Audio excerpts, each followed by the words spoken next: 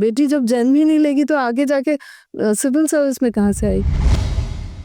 सुशासन की बात कही जाती है, तो क्या वाकई में सुशासन है? सुशासन के बिना तो कोई शासन हो ही नहीं सकता है। एयर कंडीशन्ड कमरे में बैठ के आपने कोई नीति बना दी, ग्राउंड लेवल पे उसको इम्प्लीमेंट करना है तो वो मिसफिट हो जाएगा। 5 मिनट के अंदर इतनी अधिक संख्या में लोग हताहत हो गए और इतने सारे गांव बह गए। सूचना का अधिकार जो है ये ईमानदार अधिकारियों को भी सशक्त करता है। अगर आपका ध्येय है जन सेवा तो कोई भी चैलेंज फिर बड़ा नहीं लगता है। लगातार 3 बार सिविल सर्विसेज में सेलेक्ट होना, ये अपने आप में मतलब कैसे इसको मेंटेन की? भाई उधर आईपीएस में अभी फिर जो फर्स्ट टाइम मैंने मेंस दिया उसके पहले मैंने लगभग 15-20 दिन पढ़ाई की होगी सिर्फ। तो आपके टाइम में और अब में असेंडिंग डिसेंडिंग क्या दिखता है आपको? हर समय में कुछ अच्छे अधिकारी होते हैं, कुछ थोड़े कम अच्छे होते हैं। मैं भारत कई बात कहते कहते खुल के नहीं कह पाया, मैं अपनी कमी मानता। पेट्रियार्कल जो आप सोसाइटी कह है, दिया आपने अभी, हम सब लोग इसके विक्टिम हैं। मुझे लगता है सिविल सर्विस के लिए सबसे बड़ी चीज है ईश्वर का आशीर्वाद। अरे गजब आपने बोला। आप अगर उत्तराखंड के सिविल सर्विसेज की तैयारी कर रहे प्रतियोगियों में एक उल्लास भरना हो, उत्साह भरना हो, तो कुछ उनको बोलना चाहें? जो सिविल सर्विस की तैयारी कर रहे हमारे युवा हैं उनको यही कहना चाहूंगी कि मैंने 3 बार सिविल सर्विस क्लियर किया तो आप भी कर सकते हैं।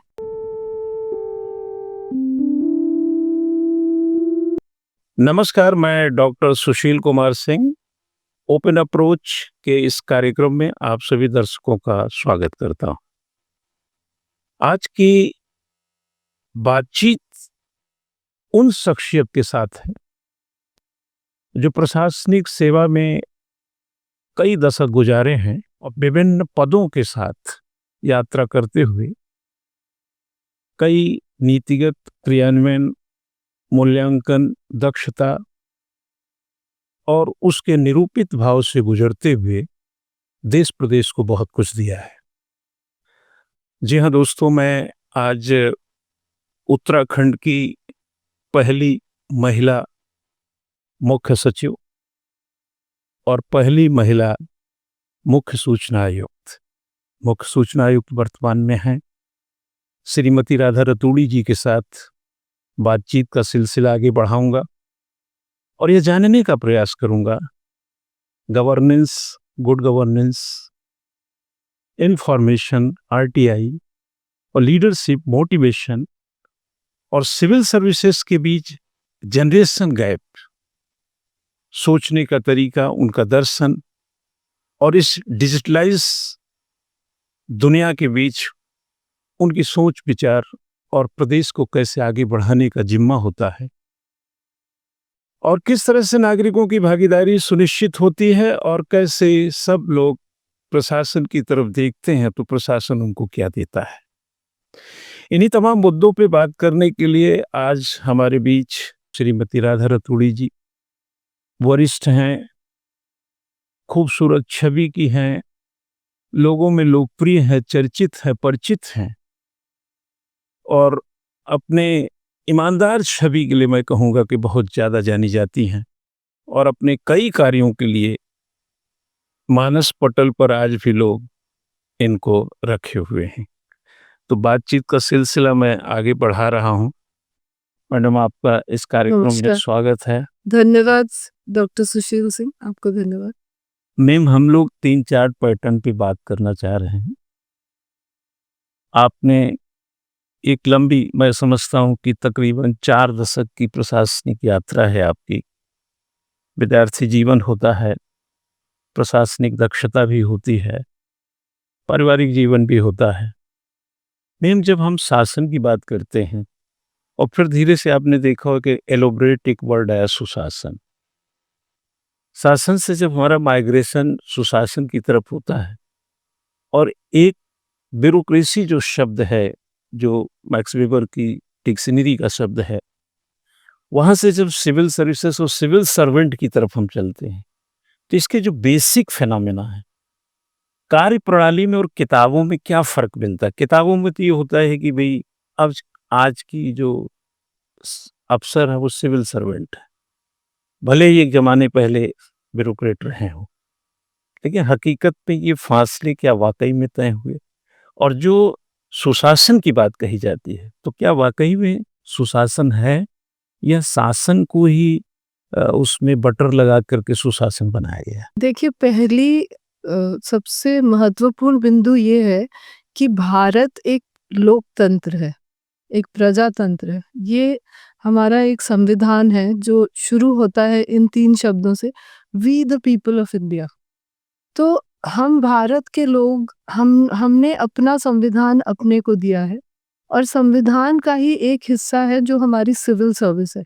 तो सबसे पहले तो पब्लिक को भी ये समझना होगा। और जो आपने सुशासन की बात की, सुशासन के बिना तो कोई शासन हो ही नहीं सकता है, क्योंकि ये प्रजातंत्र का एक मूल है कि आप जो भी चुनी हुई सरकार होती है, जो पब्लिक अपनी सरकार को चुनती है, हर 5 साल में चुनाव होता है, और उसके बाद जो ब्यूरोक्रेसी है या जो सिविल सर्विस है या जो पब्लिक सर्वेंट्स है, हम कहेंगे कि पब्लिक सर्वेंट ज़्यादा सही शब्द होगा, क्योंकि ये एक सेवा है। हम लोग एक सेवा में आते हैं, एक पब्लिक सर्विस है, और जो नागरिक हैं भारत के, वो सुप्रीम है। तो भारत के नागरिकों की सेवा के लिए सिविल सर्विस या पब्लिक सर्विस है।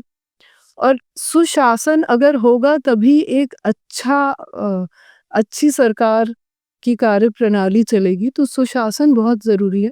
और सुशासन के लिए जो सिविल सर्वेंट्स को, मुझे लगता है, जो एक हम लोग उसको ट्रेनिंग में बात करते थे, ABC ऑफ गुड गवर्नेंस। तो ABC क्या है? A means accessibility, B means behaviour and C means competence. तो ये हो सकता है कि कुछ आपके सिविल सर्वेंट्स बहुत ज़्यादा कॉम्पिटेंट हों, बहुत ज़्यादा इंटेलिजेंट हों, बहुत हाई IQ वाले हों, लेकिन अगर वो पब्लिक से कनेक्ट नहीं होते हैं, एक्सेसिबल नहीं है, अगर उनका व्यवहार अच्छा नहीं है, पब्लिक की बात नहीं सुनते हैं या उनको डांट के भगा देते हैं, तो उस कॉम्पिटेंस का कोई यूज़ नहीं है। क्योंकि प्रजातंत्र में आपको पब्लिक के साथ मिल के ही गवर्नेंस करनी है। जी। मैम, आपने जब नीति बनाते हैं हम लोग और नीतियों का क्रियान्वयन करते हैं, तो प्रशासन की भाषा में अगर समझे तो कहा जाता है कि एक सशक्त नीति हो। और बल्कि कुछ थिंकर्स तो ये भी कहते हैं कि अगर आप 100% एग्जीक्यूशन चाहते हैं तो आप 200% पॉलिसी बनाइए, क्योंकि एक्चुअल में पॉलिसी की सिचुएशंस अलग होते हैं, उसके एग्जीक्यूशन की परिस्थितियां अलग होती हैं। आपने नीति निर्माता के तौर पर, नीति क्रियान्वयन करता, दोनों तौर पे काम किया। आपको कभी ऐसा लगता था कि क्रियान्वयन के समय ऐसी नीति होनी चाहिए थी? और जब आप नीति बनाने गए तो आपको वो सारी चीज़ें थी दिमाग में, और फिर भी बनाने के बाद आपको लगा कि आगे भी ये होना चाहिए। तो एक रिफॉर्म चलता रहता, साइक्लिंग। तो आपको कभी काम करने में एज़ ए एग्जीक्यूटर, जैसे एज़ ए DM आप काम कर रहे हैं एज़ एग्जीक्यूटर, और जब आप प्लानर होते हैं, तो क्या टेम्परामेंट लेके जाते हैं कि मैं सचिवालय जाऊँगा तो ऐसी पॉलिसी को ऐसी इस तरीके से बनाऊँगा? देखिए, जो भी काम आप करें, एज़ अ DM करें या एज़ अ कमिश्नर करें या सचिवालय में करें, बेसिकली सिविल सर्वेंट्स को अपना माइंड ओपन रखना चाहिए, खुले दिमाग से काम करें। और जैसे आपने कहा, नीति बनाते समय ये बहुत ज़रूरी है कि कोई भी जब नई नीति बना रहे हैं तो सभी स्टेक होल्डर्स को कंसल्ट करें, क्योंकि जिनके लिए नीति बन रही है, अगर उनकी ही बात आप नहीं सुनेंगे और ऊपर से एयर कंडीशन्ड कमरे में बैठ के आपने कोई नीति बना दी, लेकिन जब नीचे जाके ग्राउंड लेवल पे उसको इम्प्लीमेंट करना है तो वो मिसफिट हो जाएगा। तो जब तक आप पब्लिक से कंसल्ट नहीं करेंगे, अलग-अलग जो भी स्टेक होल्डर्स हैं, जैसे आपने देखा होगा कि उत्तराखंड में दैवीय आपदाएं बहुत आती हैं। यहाँ पे क्लाउड बर्स्ट होता है, लैंडस्लाइड होता है, कई गांव बह जाते हैं, पर्वतीय गांव, और वहाँ के लोगों के लिए बहुत ज़्यादा इसमें हार्डशिप होती है। अब आपदा प्रबंधन के लिए जो भी आप पॉलिसी बनाएंगे, जो आपदा से प्रभावित लोग हैं, उनसे आपको पहले चर्चा करनी होगी कि आपकी क्या समस्याएं हैं। एक बार जब आपदा आती है और गांव बह जाता है, उसके बाद वहाँ के नागरिक क्या फेस करते हैं, तो जो उनकी प्रॉब्लम्स को जब हम समझेंगे तभी तो सही नीति बनेगी ना। क्योंकि हम लोग तो शहर में बैठे हैं, एक स्टेबल लैंड पे बैठे हैं, लेकिन जो लोग बहुत ही अनस्टेबल ज्योग्राफिकल उसमें रह रहे हैं, जहाँ पे कभी भी गांव आपका बह सकता है, गांव गांव के गांव पूरे समाप्त हो जाते हैं। आपने केदारनाथ ट्रेजेडी देखी होगी 2013 में। कि 5 मिनट के अंदर इतनी अधिक संख्या में लोग हताहत हो गए और इतने सारे गांव बह गए। तो जो भी नीति बनाए उसमें नागरिकों को कंसल्ट करना मुझे लगता है सबसे ज़रूरी चीज़ है। और जैसा आपने पूछा कि जैसे अनुभव क्या हुए, जैसे मैं टिहरी में जब जिलाधिकारी थी 2001 में, तो उस समय ये टिहरी बांध का काम बहुत तेज़ी से चल रहा था और बहुत बड़ा इशू था रिहैबिलिटेशन, पुनर्वास। जो गाँव डूब क्षेत्र में आ रहे थे, टिहरी की बहुत बड़ी झील बन रही थी।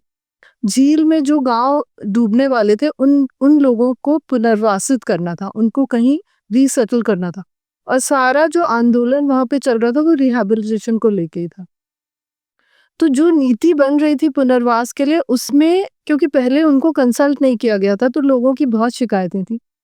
तो मेरा मुख्य कार्य वहां पे 1.5 साल में यही रहा कि मैं हर हफ्ते उनके साथ मीटिंग करके, उनको कंसल्ट करके, उनकी क्या प्रॉब्लम्स है उसके हिसाब से जो रिहैबिलिटेशन पॉलिसी थी टीएचडीसी की, उसको हम लोगों ने संशोधित कराया, जिससे जो लोग डूब में आ रहे थे, जिनका गांव डूब रहे थे, घर डूब रहे थे, खेत डूब रहे थे, उनको एक बेहतर पुनर्वास का पैकेज मिला। उसके बाद वहाँ के आंदोलन समाप्त हुए और फिर लोगों ने भी सहयोग किया और वो टिहरी डैम का काम आगे चला। मैम, जो ये एक होता है हम लोग में पारदर्शिता और जवाबदेहिता, मैं ऐसा मानता हूं कि आप उसकी बहुत अच्छे एग्जाम्पल इसलिए हैं। एक चीफ सेक्रेटरी जब मुख्य सूचना आयुक्त बनता है तो मुख्य सूचना आयुक्त और चीफ सेक्रेटरी के बीच का एक पुल है। हम नीतियों को सही से as a chief secretary policy, मतलब सचिवों का सचिव, मुख्यमंत्री का सचिव, प्रदेश का सचिव, सब कुछ पूरी सरकार एक सचिव, तो वह एक ऐसा सचिवालय का एक ऐसा हेड है।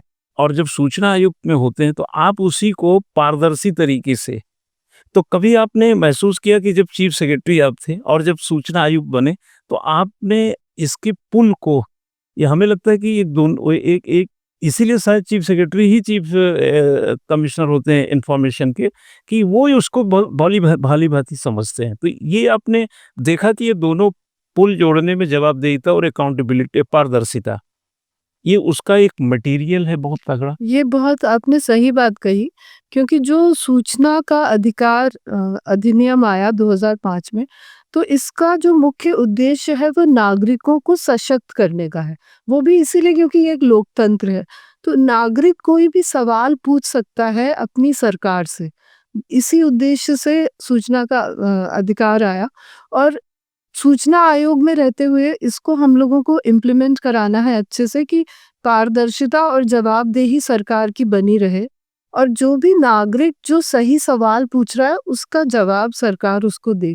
तो ये बात सही है कि अगर सरकार में हम लोग पहले काम करते थे एज मुख्य सचिव, क्योंकि मुझे हर विभाग की कार्यप्रणाली की जानकारी है, तो एज मुख्य सूचना आयुक्त मुझे ज़्यादा सहूलियत होती है पब्लिक को इन्फॉर्मेशन दिलाने में। अब कभी-कभी ऐसा लगा कि जब आप चीफ सेक्रेटरी थे, तो आपको लगा ये सूचना वाले क्या करते हैं? और अब लगता है नहीं, अब तो सही करते थे क्योंकि ये हम भी देख रहे हैं। हाँ, नहीं मुझे उस समय भी नहीं लगा, क्योंकि एक्चुअली क्योंकि मेरा थोड़ा पॉलिटिकल साइंस सब्जेक्ट भी रहा और क्योंकि मेरा सोशल इश्यूज में भी इंटरेस्ट था, तो मुझे तो लगा कि ये बहुत अच्छा एक अधिनियम आया और हमारी प्रजातंत्र को सशक्त करने के लिए, नागरिकों को अधिकार देने के लिए एक अच्छा कानून है। तो जब मैं मुख्य सचिव थी तब भी मैं इसको रेगुलर मॉनिटरिंग बाकी विभागों की करती थी कि आप आरटीआई में सूचना समय से दे दीजिए। तो मुझे बहुत आसान लगा ये ट्रांजिशन मुख्य सचिव से और यहाँ पे, क्योंकि मैंने कभी भी इसको एज एडवर्सेरियल वे में नहीं देखा। मुझे लगता है सूचना का अधिकार जो है ये ईमानदार अधिकारियों को भी सशक्त करता है। तो मेरे कोर्ट में भी जो विभागीय अधिकारी आते हैं, मैं उनको कहती हूँ कि आपको इससे घबराने की जरूरत नहीं, आप इसको एक अपने पॉजिटिव टूल के रूप में लीजिए। आपको ये स्ट्रेंथ देगा, शक्ति देगा कि अच्छे से पारदर्शिता से आपके विभाग का काम हो। मैम, जैसे मैं अगर बात करूं, जैसे सूचना आयोग एक न्यायिक तंत्र की तरह है, हाँ, या एक परामर्शी तंत्र के तौर पे या मॉनिटरिंग के तंत्र पे भी आप इसको कोलैबोरेट करते हैं? सूचना आयोग वैसे मुख्य तो रूप यार से अर्ध न्यायिक है। न्यायिक है, अर्ध न्यायिक है। सूचना के अधिकार में बहुत क्लियर टाइमलाइंस दी हुई हैं कि कोई नागरिक अगर एप्लीकेशन देगा आरटीआई की तो लोक सूचना अधिकारी जो उस विभाग का होगा 30 दिन में वो उसको सूचना देगा। अगर उसको सूचना नहीं मिलेगी तो वो प्रथम अपील में जाएगा। प्रथम अपीली अधिकारी उसी विभाग का सीनियर ऑफिसर होता है। प्रथम अपील में वो जाएगा, फिर 30 दिन और उसको मिलेगा कि वो वहां से सूचना ले ले। तब भी सूचना नहीं मिलेगी तो वो आयोग में सेकंड अपील में आएगा। तो आयोग एक कोर्ट की तरह है, कोर्ट की तरह हम लोग काम करते हैं। और यहाँ पे अभी हमको जोड़ के 4 आयुक्त हैं और 4 कोर्ट एक साथ चलते हैं। तो अलग अलग विभागों की सुनवाइयां हम लोग करते हैं। और ये सेकंड अपील एक को न्यायिक, जो आपने बोला अर्ध न्यायिक ही है, ये मुख्य इसका एम हाँ। जो आरटीआई एक्ट में हम लोगों को सेकंड अपील सुनने का अधिकार है। लेकिन उसके साथ साथ जब हम लोग सुनवाइयां करते हैं तो विभाग में अगर कोई कमी होती है उसके संबंध में भी हम लोगों को जानकारी प्राप्त होती है। वहां से एक एडवाइजरी रोल भी हो सकता है। तो हम लोग निरंतर मुख्य सचिव को और विभागों को लिखते रहते हैं कि आप बेहतर कैसे आरटीआई को आप बेहतर रूप में इम्प्लीमेंट कर सकते हैं। वहां पे थोड़ा एडवाइजरी रोल भी आ जाता है, लेकिन मुख्य रूप से न्यायिक है। थोड़े चैलेंजेस तो आते ही होंगे। कभी कभी कोई ऐसा एज ए चीफ सेक्रेटरी अगर बात करें, चाहे डीएम रहे हों, चाहे अपर मुख्य सचिव रहे हों, या कुछ भी एक्सवाइजेड जो भी रास्ते में मिला, चैलेंजेस तो रोज रहते ही हैं। कभी आपको ऐसा लगा कि कभी ऐसे झुंझलाहट आ गया हो, अरे भाई क्या है ये, जैसे एज ए चीफ सेक्रेटरी आप बहुत सारे दबाव प्रभाव, पॉलिटिकल हो, एडमिनिस्ट्रेटिव हो, पब्लिकली हो, तो कैसे मैनेज करते हैं? मैनेज करना कितना, अब हम तो देखते हैं भाई हर सब तो इंसान ही। देखिए चैलेंजेस आते हैं, वो चैलेंजेस जो होते हैं उनको अगर आप बिल्कुल स्पष्ट हैं कि आपका जीवन में ध्येय क्या है, अगर आपका ध्येय है जन सेवा, तो कोई भी चैलेंज फिर बड़ा नहीं लगता है। क्योंकि अगर आपका व्यक्तिगत कोई स्वार्थ नहीं है अपने काम में और आपको सरकार बहुत सही दे रही है, बहुत अच्छा हम लोगों को सैलरी मिल रही है, हम लोगों का बहुत अच्छा एक डिसेंट लाइफ हम लोग लिव कर सकते हैं, और उसके बाद अगर हम किसी की मदद कर सकते हैं। तो एक्चुअली मेरा शुरू से एज अ स्टूडेंट भी कॉलेज में जब थी तो मेरा ध्येय था समाज सेवा। तो अगर आप जन सेवा में के रूप में काम करते हैं एक जन सेवक के रूप में, तो कोई भी चैलेंज बड़ा नहीं लगता। क्योंकि अगर आपके काम से किसी की हेल्प हो जाती है तो मुझे तो उस काम से बहुत संतोष मिला है। और लगभग 39 इयर्स मैंने काम किया और 4 प्रदेशों में काम करने का अनुभव है, 3 सेवाओं में मैंने काम किया। लेकिन मुझे कभी भी कोई ऐसा चैलेंज नहीं लगा, क्योंकि मैंने अपने व्यक्तिगत अपने लिए कुछ मांगा नहीं, क्योंकि सरकार से जो भी मिल रहा था या ईश्वर से जो मिला है वो उसके लिए मैं बहुत ये ईश्वर की आभारी हूँ। ये जो आपका सोचने का तरीका है और जो किया आपने ना, ये पब्लिक डोमेन में भी है। जी ये लोग जानते हैं सब अच्छी तरह कि आपका व्यक्तित्व किस मापदंड का है। मैं जितना समझ पाता हूँ आपका जर्नलिज्म में इंटरेस्ट था। जी बिल्कुल। और आपने इंडियन एक्सप्रेस में और इंडिया टुडे में जी जी जी काम किया, तो थोड़ा मोड़ा जो भी ट्रेनिंग लिया या काम किया, हालांकि उस समय लगता है फासला कम था, तभी आप इंडियन इंफॉर्मेशन सर्विस में आ गई, फिर आप आईपीएस में, फिर आईएएस में। लोग यहाँ हम पढ़ाते हैं, एक प्रीलिम्स निकाल लेते हैं तो फिर मेंस, फिर इंटरव्यू, ये तो पहले भी था अभी भी है जी। लेकिन लगातार 3 बार सिविल सर्विसेज में सेलेक्ट होना, ये अपने आप में मतलब कैसे इसको मेंटेन की? भाई उधर आईपीएस हुआ, अभी फिर ट्रेनिंग में आप गई थी? ट्रेनिंग में, हाँ, पूरे टाइम हम ट्रेनिंग ही कर रहे थे। उसके बाद सिविल आईएएस निकाल, साथ एग्जाम देते थे, ट्रेनिंग कर रहे थे। हाँ, तो ये तो 3 साल कंटिन्यूअस हो गया मेरा। हाँ 3 साल लगातार, हर बैच अलग लगातार निकल रहा। मैं बताती हूँ उसके बारे में आपको, क्योंकि आपके स्टूडेंट्स को शायद इंटरेस्ट आएगा, फायदा होगा इसका। तो बेसिकली बॉम्बे में हम पढ़ रहे थे, बॉम्बे में हमने कॉलेज किया।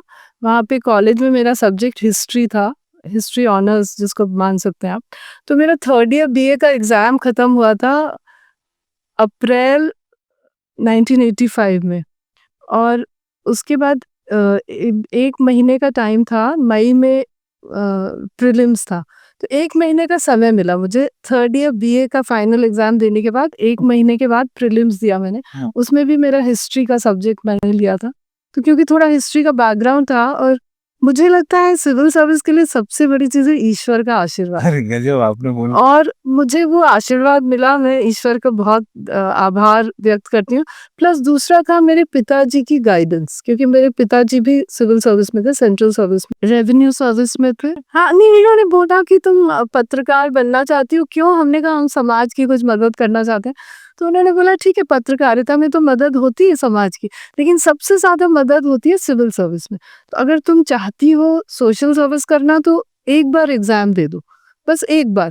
तो मैंने फर्स्ट टाइम एग्ज़ाम दिया just 1 month after my 3rd year BA, मतलब तब तक एमए वगैरह कुछ नहीं किया था।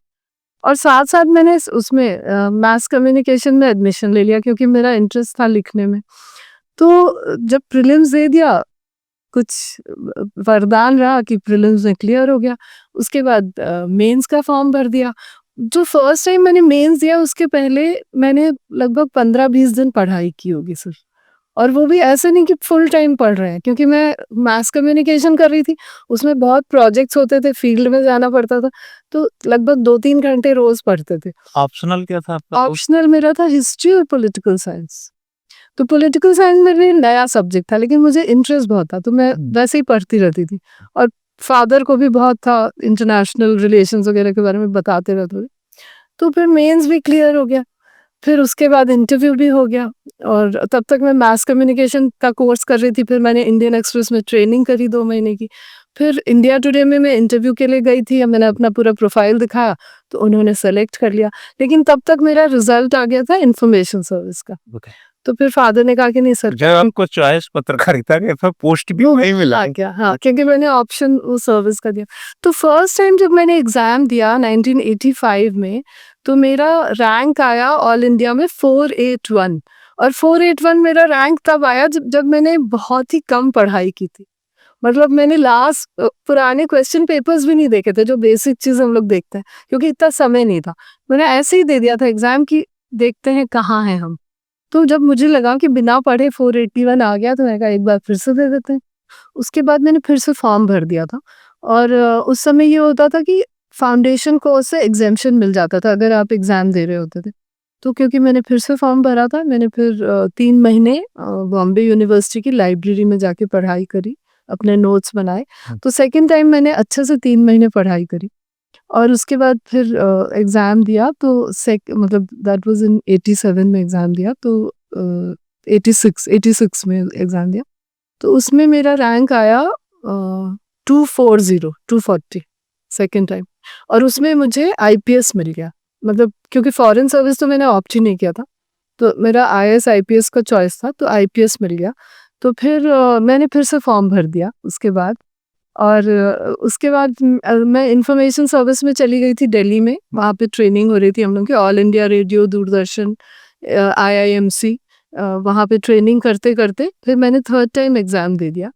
और 3rd टाइम का जब रिजल्ट, और उसके बाद आईपीएस ट्रेनिंग में मैं चली गई दिसंबर 1988। तो आईपीएस की भी मैंने ट्रेनिंग करी, और तब तक मेरा इंटरव्यू कॉल आ गया 3rd टाइम के लिए। तो उसमें फिर मेरा रैंक आया 16th। तो बेसिकली मतलब जैसा 16 रैंक। हाँ, तो आप क्योंकि ट्रेनिंग कराते हैं, तो मेरा 481 से 240 आया, उसके बाद 16 आया। तो मतलब हर बार इम्प्रूवमेंट हुआ थोड़ा सा।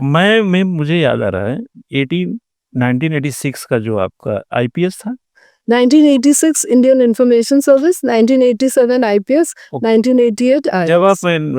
आप पहली बार सिलेक्ट हुई थी, तो उस साल अगर आप कॉल कर पाए तो रजनी शेखरी टॉप की थी। हाँ, रजनी शेखरी की थी, हाँ, हाँ, 86 में। यदुवेंद्र माथुर जी, थे वो हाँ जी, लड़कों में। हाँ जी, बिल्कुल। मैंने उसका प्रतियोगिता विकास एक मैगजीन आती थी, हाँ जी, हाँ, तब मैं बहुत छोटा था, हाँ जी। तो उस समय हम तो इलाहाबाद के हैं, जी, जी। तो वहाँ तो थोड़ा ऐसा हाँ, इलाहाबाद में तो बहुत माहौल था, तो हमने उसको मुझे या दूसरी चीज मैं ये कहना चाहती हूँ कि मैंने कभी भी कोई कोचिंग नहीं करी, हाँ, अपने आप ही पढ़ाई करी। तो उस जमाने में मैम हमें ऐसा लगता है, आपके टाइम में ना जो यूनिवर्सिटीज, कॉलेज और खुद का कमिटमेंट था ना, वो कंप्लीटली, हालांकि आलोचना हो जाएगी, बट ये बेटर थे। कारण ये थे कि एक तो ऑप्शन नहीं थे, कोचिंग इक्का दुक्का थी मैम। हाँ, आप बाजीराव जो अभी राहुल स्टडी सर्कल में 1953 की, बाकी कोचिंगें तो 90s के बाद आई हैं, बहुत कम। है ना? जी, बिल्कुल। और कोचिंग एक अब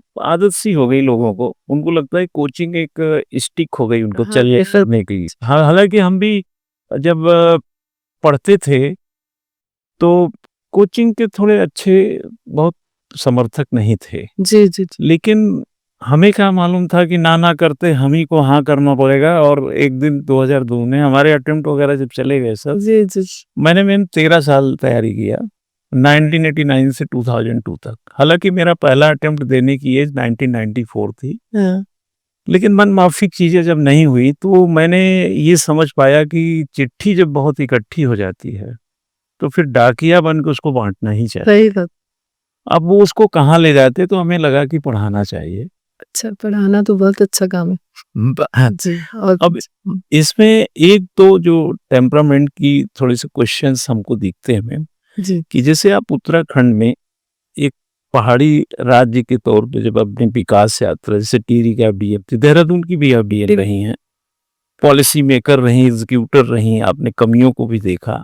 आपके ज़माने में जब आप डीएम हुआ करती थीं और आज के ज़माने में शहरों में क्या बढ़त देखती हैं? मतलब शांति, विकास, जन जागरूकता ये सब तो जो कम ज़्यादा हुआ होगा।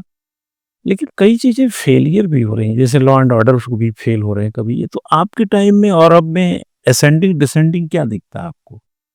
नहीं देखिए मुझे लगता है हर समय में कुछ अच्छे अधिकारी होते हैं, कुछ थोड़े कम अच्छे होते हैं।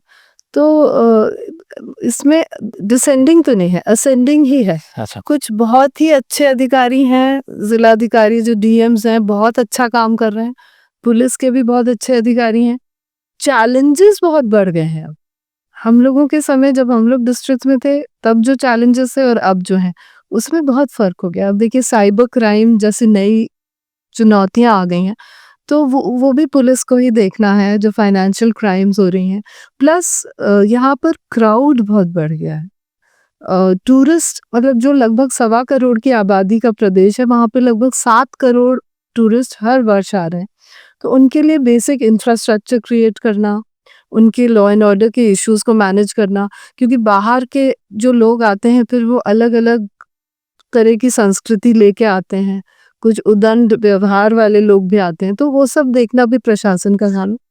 अब आपके जो सिविल सर्वेंट हैं और आप जब सचिवालय में अफ़सर थे, आप अलग-अलग विभागों में जब मीटिंग वगैरह लेते थे, तो आपको लगता था कि इनका डिसिप्लिनरी अप्रोच, इनकी महत्वाकांक्षाएँ, इनके अंदर का जो एक इंटेलेक्ट एस्पेक्ट है, वो प्रदेश को फ़ायदा पहुँचाएगा या मतलब कहीं न कहीं भौतिकतावाद से प्रभावित हैं, बहुत ज़्यादा जल्दी से हासिल करना चाहते हैं, चाहे प्रमोशन हो, चाहे पैसा हो, चाहे सुविधाएँ हों।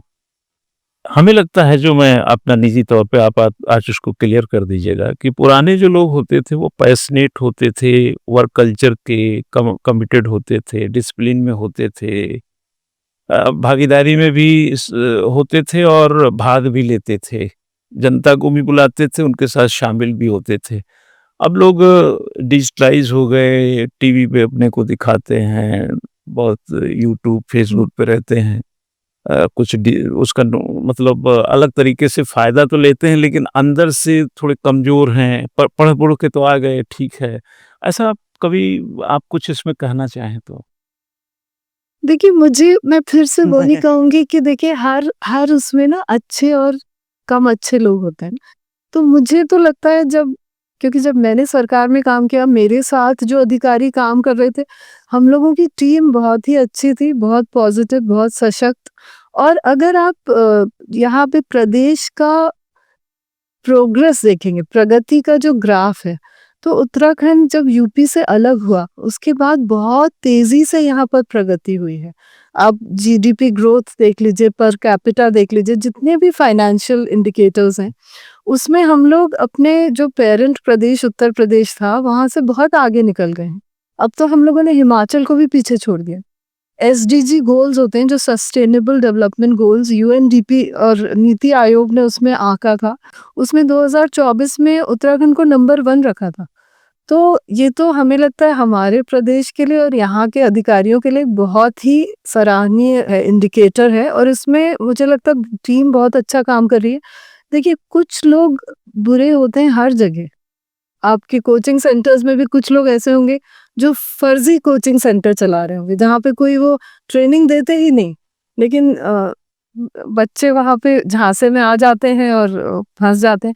तो आप अच्छा कोचिंग सेंटर चला रहे हैं, कुछ लोग फ्रॉड कोचिंग सेंटर भी चला रहे होंगे। तो अच्छे बुरे हर जगह होते हैं, लेकिन मुझे लगता है अच्छे की संख्या उत्तराखंड में बहुत ज्यादा है, और ज्यादातर अधिकारी यहाँ पे बहुत ही अच्छा काम कर रहे हैं, जिसमें एक नाम आपका बहुत ज्यादा है, बड़ा है ना। एक अदृश्य सा मैं पूछ रहा हूँ, जो सब दिखता नहीं है। हमारी क्लास में मैं आपको बता रहा हूँ, लड़कियां बहुत ज्यादा आती हैं पढ़ने। इवन यहाँ तक कि 80-20 का भी रेशियो हो जाता है। 80% लड़कियां, 20% लड़के। बहुत अच्छी बात है। और मैं इसको दूसरे लहजे में समझना चाह रहा था कि प्रशासनिक सेवा में जो महिलाओं का एक अच्छी खासी पहुंच है, हमारी सोसाइटी थोड़ी है भी उस तरीके से। क्या एक अदृश्य जो है कोई समस्याएं अभी भी क्या महिलाओं के प्रशासनिक लेवल पे भी आती हैं, जो आमतौर पे महिलाओं के लिए मतलब कहीं भी हो आती ही हैं, लेकिन प्रशासन उच्च लेवल पे भी आ रही हूँ, ऐसा आपने महसूस? देखिए, ये एक समाज की बात है, क्योंकि हम लोगों का एक पितृसत्तात्मक समाज है मैं भारत। कई बात कहते कहते खुल के नहीं कह पाया, मैं अपनी कभी पेट्रियार्कल जो आप सोसाइटी कह है, दिया आपने अभी। पेट्रियार्कल सोसाइटी है। हम सब लोग इसके विक्टिम हैं, सिर्फ लड़कियां ही नहीं, लड़के भी उसके विक्टिम हैं। कैसे? जैसे हमारी 2 बेटियां हैं, ठीक है, हम लोग भी 2 बहनें हैं, हमारे घर में कोई भी भाई या बेटा नहीं है, तो इसलिए शायद हम लोग ज्यादा सशक्त हो गए, ज्यादा कॉन्फिडेंट हो गए। क्योंकि मैंने देखा कई घरों में जहाँ पे एक बेटा और एक बेटी होती है, तो बहुत ज्यादा उनके बीच में भेदभाव किया जाता है, और वो माता पिता ही करते हैं, वो हर परिवार से शुरू होता है। आप अगर उत्तराखंड में ही देखेंगे, सरकारी स्कूलों में लगभग 60 या 70% बालिकाएं जाती हैं, सिर्फ 30% बालक जाते हैं, क्योंकि जहाँ भी माता पिता के पास अगर कुछ पैसा होता है, वो लड़के को प्राइवेट स्कूल में भेजते हैं और लड़की को सरकारी स्कूल में भेजते हैं। गवर्नमेंट डिग्री कॉलेजेस भी अगर आप देखेंगे उत्तराखंड में, 65% वहाँ पे गर्ल स्टूडेंट्स हैं, क्योंकि जो लड़के होंगे, उनके भाई होंगे, वो या तो मेडिकल, इंजीनियरिंग या लॉ किसी प्रोफेशनल कोर्स में जाएंगे, और क्योंकि कॉलेज में फ्री एजुकेशन है, सरकारी कॉलेज में लड़कियों को उसमें भेजा जाएगा। तो जो आपने सिविल सर्विस में बोला, बहुत कम लड़कियों को ये मौका मिलता है कि वो ये परीक्षा दें, लेकिन जितनी लड़कियां परीक्षा देती हैं उसमें आपने भी देखा होगा, आपकी कोचिंग में जो आती हैं उसमें उनका प्रतिशत अच्छा होगा, लेकिन उनको घर से वो प्रोत्साहन नहीं मिलता। जो मैं बहुत सौभाग्यशाली थी, क्योंकि मेरे पिताजी बहुत ही फॉरवर्ड लुकिंग थे, उन्होंने कभी भी फर्क नहीं किया, हम लोगों को बेटों की तरह पाला और वैसे ही शिक्षा दी, तो हम लोग इसलिए आगे बढ़ के इसमें आ गए। लेकिन अभी हम लोगों की सोसाइटी बहुत पीछे, हमारा संविधान बहुत आगे है, हमारे कानून बहुत आगे हैं जो बेटियों को बराबरी देते हैं, अभी समाज नहीं दे रहा बराबरी। अभी बहुत सारे घरों में बेटी को जन्म ही नहीं लेने देते। फीमेल फीटिसाइड एक बहुत ही ट्रैजिक एक्टिविटी है जो भारत में बहुत ज्यादा हो रही है।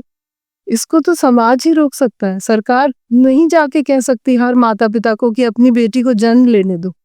बेटी जब जन्म ही नहीं लेगी तो आगे जाके सिविल सर्विस में कहाँ से आएगी? उत्तराखंड में मैम हमने देखा, मैं 23 साल से पढ़ा रहा हूँ, मैं इलाहाबाद का हूँ, वाया दिल्ली आ गया देहरादून। मैंने सोचा था कि मैं जब नेहरू कॉलोनी में सेंटर शुरू किया था कि इसको इलाहाबाद का अल्लाहपुर, अब भारद्वाजपुरम बोलते हैं उसे, और दिल्ली का मुखर्जी नगर बनाऊंगा, लेकिन मैं नहीं बना पाया, मतलब ऐसे ही हो गया। एक माहौल नहीं बन पाया यहाँ पे कि जैसे लोग दिल्ली का नाम लेते हैं, लखनऊ का नाम लेते हैं, इलाहाबाद का नाम लेते हैं, बंगलौर का नाम लेते हैं, हैदराबाद का नाम लेते हैं। मैं चाहता था कि लोग सिविल सर्विसेज देहरादून का भी नाम लें, लेकिन ये हो नहीं पाया। और मैं कई बार कोशिश किया कि सरकार की तरफ से भी कुछ हो, कि मतलब आप प्रोत्साहन दीजिए, बच्चे इसमें मिलिट्री सर्विस में जाते हैं, लेकिन सभी तो सक्सेस नहीं, 6 बार वो जाते हैं इंटरव्यू देने, फिर घूमते रहते हैं। तो हमने कहा भी तुम तो यूपीएससी फिर भी सीडीएस तो क्वालिफाई ही करते हो ना, इतना टक्कर का, तो सिविल में आओ। हाँ तो उनके अंदर का जो एक पैरामीटर है, जो एक खूबसूरती है, वो हम निकाल नहीं पाए। इसमें अगर आप कुछ कहना चाहें कि क्या करना चाहिए विद्यार्थियों को? नहीं, इसमें देखिए सिंह साहब, अभी बहुत प्रगति इसमें भी हो रही है। अब अगर आप आंकड़े देखेंगे तो उत्तराखंड के बच्चों की संख्या बढ़ रही है सिविल सर्विस में। मैं सहमत। इसमें आपने जिन यूनिवर्सिटीज की बात की ना, जैसे दिल्ली यूनिवर्सिटी या इलाहाबाद यूनिवर्सिटी, ये इलाहाबाद यूनिवर्सिटी को पहले कहते थे ऑक्सफोर्ड ऑफ द ईस्ट। तो ये इनका जो शिक्षा का इतिहास बहुत पुराना है। जब उत्तराखंड की यूनिवर्सिटीज भी उस लेवल पे पहुंचेंगी तो यहाँ पे भी बहुत ज्यादा संख्या बढ़ेगी, और निश्चित रूप से आप इसको भी वैसे ही बना पाएंगे। मुझे लगता है थोड़ा समय देने की जरूरत है, थोड़ा सरकार से और डायलॉग अगर आपका वो उच्च शिक्षा विभाग के साथ मिलके अगर करें तो निश्चित रूप से आगे। मैं जब अच्छा, 2005 की बात है शायद में, आप शिक्षा सचिव रही हैं हाँ, बहुत कम टाइम के लिए। बहुत कम टाइम थी, तो मैं एक बार आपसे मिला हूँ वहाँ पे, तो आपने काफी उस पे जो खुशब कथा किया भी था। जब मैं दून यूनिवर्सिटी बनी थी ना, जी जी तब हमने ये कहा था, हाँ। ये देहरादून की जेएनयू है, जी बिल्कुल बिल्कुल। ये मैं बोला हाँ, था। हाँ, और अगर ये संभाल सिस्टम सही चल गया हाँ, तो सिविल सर्विसेज का ये बहुत बड़ा देहरादून हब बनेगा। बन जाएगा। इन्वायरमेंट अच्छा है, जी जी क्लाइमेट अच्छा है, जी, लोग सच्चे हैं, बिल्कुल। सीधे हैं, बने पहाड़ का लड़का आता है, बहुत ही मतलब अच्छा, उसके अंदर एक इंटेलेक्ट समझ भी है। बहुत अच्छा है। हाँ, बहुत अच्छा हुआ। तो हमने कहा इसको हाँ, इसमें डालना बड़ा आसान है मेरे। यहाँ का मानव संसाधन बहुत अच्छा है, बुद्धि बच्चों में बहुत अच्छी है, उनको सिर्फ गाइडेंस की जरूरत है। अगर आप दून लाइब्रेरी है एक, जो परेड ग्राउंड के पास है, अगर वहां किसी दिन आप जाके देखें तो लगभग 200 बच्चे रोज सिविल सर्विस के लिए बैठ के पढ़ रहे हैं, और इतनी सिंसियरली वो पढ़ते हैं। मैंने कई बार जाके देखा, उनसे बातचीत भी हुई, तो वो बहुत पॉजिटिव आपको एक वो मिलेगा। आप वहां जाके देखिए और उन बच्चों को आप अपने इसमें भी ला सकते हैं, तो मुझे लगता है बहुत ही अच्छा रिजल्ट निकलेगा। मैं ये जानना भी चाह रहा था मैम कि जो हम जैसे लोग जो काम करते हैं, हमने हालांकि स्टेट को, मेरा ये मानना था कि अगर सिविल सर्विसेज में और प्रोग्रेसिव करना भी चाहिए, तो कुछ उनको सुविधाएं देनी पड़ेगी जी जी विद्यार्थियों को। क्योंकि विद्यार्थी जैसे अब हम ही लोग हैं, कमर्शियल कोचिंग चलाते हैं, उसकी फीस रखते हैं। लेकिन मैं आपको आश्वस्त कर रहा हूँ, ये हकीकत भी है, जब से पढ़ा रहा हूँ बहुत स्टूडेंट को फ्री में भी पढ़ाता हूँ, क्योंकि उनके पास फीस की स्थिति नहीं होती, बट उनके अंदर पावर है, हाँ। कमिटमेंट है। तो अगर सरकार जैसे प्रीलिम्स पास वालों को प्रोत्साहन राशि दे दे, मेंस के लिए थोड़ा दे दे। सरकार की बहुत सारी योजनाएं हैं, क्योंकि मुझे लगभग 1 साल अब सरकार से बाहर हूँ मैं, लेकिन मैं जो समाचार पत्र में पढ़ती रहती हूँ, अगर आप उच्च शिक्षा विभाग से एक वार्तालाप करें तो उन्होंने बहुत सारी नई स्कीम्स जोड़ी हैं इस तरह की। कुछ जो प्रीलिम्स क्लियर कर लेगा उसको 50,000, या इस समय मेरे पास डिटेल्स नहीं है स्कीम्स का, किया है इन्होंने, मैं बिहार आपको फिलहाल में भेजूंगी किया है। और उनसे भी कहूंगी अगर आप उनको एक दिन बुला लें, जो उच्च शिक्षा के सचिव हैं, तो उनका भी आप इस तरह से अगर पॉडकास्ट करें तो वो आपको बहुत सारी योजना। डॉक्टर सिन्हा है क्या? डॉक्टर रंजीत सिन्हा, हाँ, डॉक्टर सिन्हा। वो बिहार के हैं, तो उत्तर प्रदेश के पास के ही हैं। आप यहाँ उनको बुलाता हूँ मैं, बुलाइए उनको, पैनल तो इंटरव्यू। वो काफी योजनाओं के बारे में बता सकते हैं जिससे बच्चों का भला हो जाएगा। आप अगर उत्तराखंड के सिविल सर्विसेज की तैयारी कर रहे प्रतियोगियों में एक उल्लास भरना हो, उत्साह भरना हो, तो कुछ उनको बोलना चाहें? मैं जो सिविल सर्विस की तैयारी कर रहे हैं हमारे युवा हैं, उनको यही कहना चाहूंगी कि देखिए, ये सबसे अच्छी सेवा है, जो आप इसके लिए अवश्य ट्राई करें। और मैं अपना उदाहरण इसलिए देती हूँ क्योंकि मैं बहुत ज़्यादा अपने को ब्रिलियंट नहीं समझती, लेकिन मैंने 3 बार सिविल सर्विस क्लियर किया, तो आप भी कर सकते हैं। आपको सिर्फ सही दिशा में पढ़ना है और लिखने की प्रैक्टिस करनी है। एक्चुअली लिखना बहुत ज़रूरी है, क्योंकि जो आपका आंसर होगा आपका जो भी एग्जामिनर होगा, जो आंसर शीट आपकी देखेगा, वो आपको तो जानता नहीं, वो आपका जो प्रश्न होगा, प्रश्न का आंसर होगा, उसी को पढ़ के आपको मार्क्स देगा। मेरा प्लस पॉइंट ये था कि मैं बहुत लिखती थी, जो भी मैं पढ़ती थी मैं उसको लिखती रहती थी। लिखने से थोड़ा याद भी बेटर होता है और फिर आपको एग्जाम में भी लिखने की प्रैक्टिस। तो एक तो राइटिंग आपकी अच्छी होनी चाहिए, तो उस पे आप लोग ज़रूर फोकस करिए। दूसरा, जनरल नॉलेज और जनरल अवेयरनेस अच्छी होनी चाहिए। आपको पता रहना चाहिए कि देश दुनिया में क्या क्या हो रहा है। डेली न्यूज़पेपर्स अवश्य पढ़ें, कुछ अच्छी मैगजीन्स पढ़ें और अच्छे लोगों के साथ चर्चा करिए। जो विद्वान लोग हैं उनकी कंपनी में रहिए, उनसे आप बहुत कुछ अच्छी बातें सीखेंगे और इन सब चीज़ों का फ़ायदा आपको अपने सिविल सर्विस के एग्ज़ाम में होगा। चलते चलते एक क्वेश्चन है, आपके घर में ही जब आप आईपीएस की थी, फिर आईएएस की, उसके पहले आईएएस बोले, इंडियन आईएएस, IIS।